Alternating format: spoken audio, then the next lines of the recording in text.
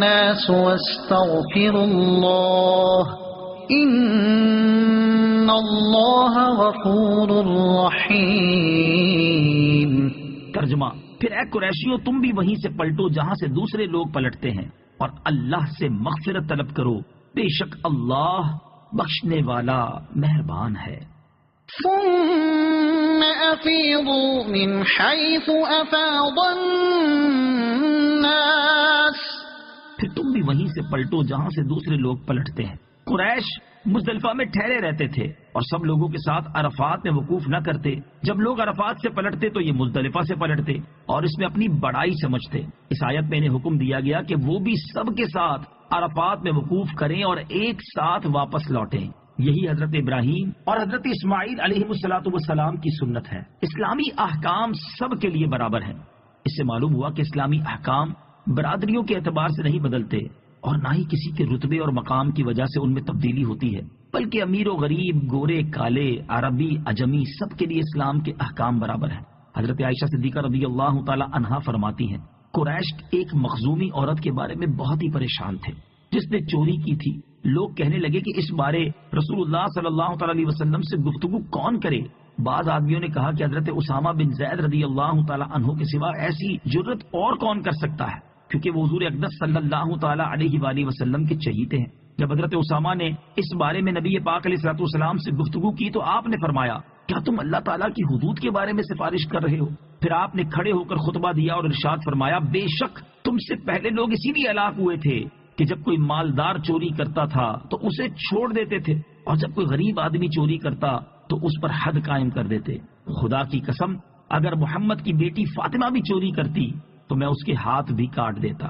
تاریخ اسلام میں مسلمان قاضیوں کے ایسے بے شمار واقعات موجود ہیں جس میں انہوں نے کسی کے رتبے اور قرابت داری کی پرواہ کیے بغیر شریعت کے احکام کو نافذ کیا۔ انہی واقعات میں سے ایک واقعہ پیش خدمت ہے۔ چنانچہ حضرت سعد بن ابراہیم رحمۃ اللہ تعالی علیہ خلیفہ ولید بن یزید کی طرف سے مدینہ منورہ کے قاضی مقرر تھے۔ ایک مرتبہ ولید نے آپ رحمۃ اللہ تعالی علیہ کو اپنے پاس ملک شام میں بلایا۔ چنانچہ آپ ایک با اعتماد شخص کو مدینہ منورہ میں قاضی بنا کر خود ملک شام کی جانب چل دیے۔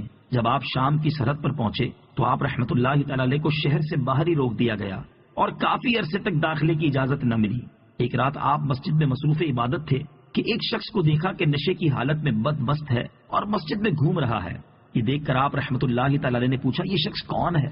لوگوں نے بتایا، یہ خلیفہ ولید بن یزید کا ماموں ہے، اس نے شراب پی ہے اور اب نشے کی حالت میں مسجد کے اندر گھوم پھر رہا ہے۔ یہ سن کر آپ رحمۃ اللہ تعالی علیہ کو بہت جلال آیا کہ یہ کتنی دیدہ دلیری سے اللہ تعالیٰ کی نافرمانی کر رہا ہے اور اس کے پاک دربار میں ایسی گندی حالت میں بے خوف گھوم پھر رہا ہے۔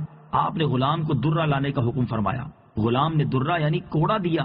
درہ لے کر آپ رحمۃ اللہ تعالی علیہ نے فرمایا، مجھ پر لازم ہے کہ میں اس پر شرعی سزا نافذ کروں، چاہے یہ کوئی بھی ہو، اسلام میں سب برابر ہیں۔ چنانچہ آپ آگے بڑھے اور مسجد میں ہی اس کو 80 کوڑے مارے۔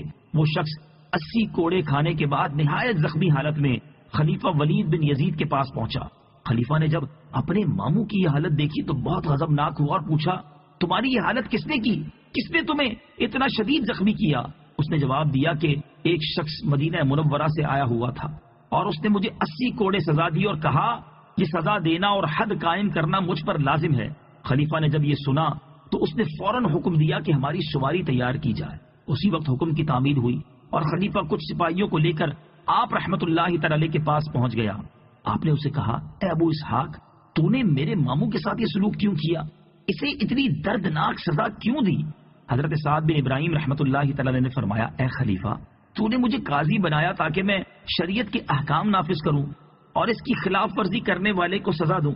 چنانچہ جب میں نے دیکھا کہ سر عام اللہ تعالیٰ کی نافرمانی کی جا رہی ہے اور یہ شخص نشے کی حالت میں اللہ تعالیٰ کے دربار میں گھوم پھر رہا ہے اور کوئی اسے پوچھنے والا نہیں، تو میری غیرت ایمانی نے اس بات کو گوارا نہ کیا کہ میں اللہ تعالیٰ کی نافرمانی ہوتی دیکھوں اور تمہاری قرابت داری کی وجہ سے چشم پوشی کروں اور شرعی حدود قائم نہ کروں۔